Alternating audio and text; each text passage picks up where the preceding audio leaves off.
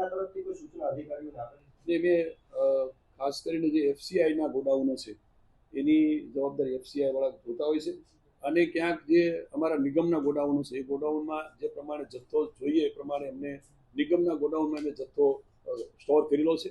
એમાં કોઈ વધારાનો સ્ટોર જથ્થો કોઈ અમારા નિગમના ગોડાઉનમાં નથી આવ્યો.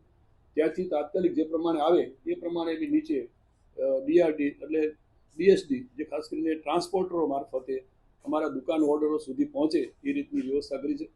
ભારત સરકારની સૂચના પ્રમાણે જે રીતે ઈ કેવાયસી પણ આ મહિનાના અંતમાં દરેક card holder એનએફએસએના card હોલ્ડરોએ e KYC કરાવવાનું ફરજિયાત છે.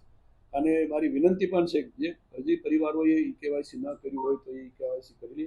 આ ભારત સરકારની ગાઈડલાઈન પ્રમાણે અને કાર્ડ ધારકની સલામતી માટે અને ક્યાંક ક્યાંક નાની મોટી ગેરરીતિઓ ધ્યાન પર આવે છે એ ન થાય અને કાર્ડ હોલ્ડરને પૂરતો જથ્થો મળી રહે એ માટે કાર્ડ હોલ્ડરોએ પણ ઈ કેવાયસી કરાવી લેવું ફરજિયાત છે. નહીં કરાવે તો આવતા મહિનાથી એમને પણ આ જથ્થા માટે જેટલા ઈ કેવાયસી કર્યું છે એમને જથ્થો મળશે એવી ભારત સરકારની સ્પષ્ટ સૂચના છે.